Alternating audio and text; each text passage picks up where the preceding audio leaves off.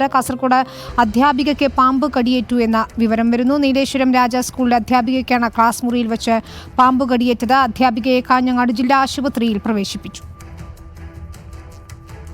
രാവിലെ ഒരു 10 മണി സമയത്ത് ക്ലാസ്സിലേക്ക് കയറാൻ പോകുന്ന സമയത്താണ് കടിച്ചത്. കൂടെ കുട്ടികളെല്ലാം ഉണ്ടായിരുന്നു. കടിച്ചപാട് ഇങ്ങോട്ട് ഹോസ്പിറ്റലിലേക്ക് ഒന്നിച്ചുള്ള അധ്യാപകർ ഇങ്ങോട്ട് കൊണ്ടുവന്നു.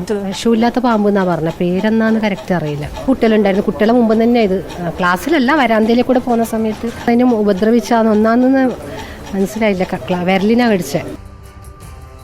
അർച്ചന രവീന്ദ്രൻ ചേരുന്നു. അർച്ചന, ഓണാഘോഷത്തിനിടെയാണ് പാമ്പ് കടിച്ചതെന്ന് മനസ്സിലാക്കാൻ കഴിയുന്നു. ഇവരുടെ ആരോഗ്യനില എങ്ങനെയുണ്ട്? വിഷമുള്ള പാമ്പല്ല കടിച്ചതെന്നുകൂടി വിവരമുണ്ടല്ലോ.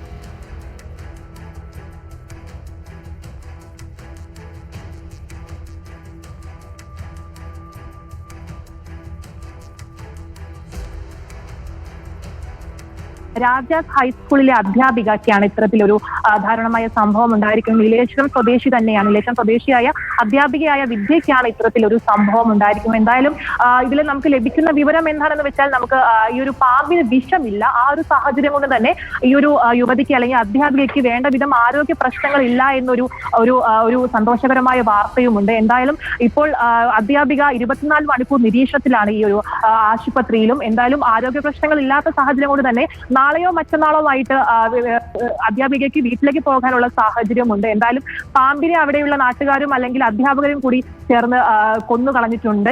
ചെറിയൊരു അല്ലെങ്കിൽ ഒരു വിഷമില്ലാത്ത പാമ്പായതുകൊണ്ട് തന്നെ നിലവിൽ ആരോഗ്യ പ്രശ്നങ്ങളൊന്നും ഈ ഒരു അധ്യാപികയ്ക്ക് കാണുന്നുമില്ല.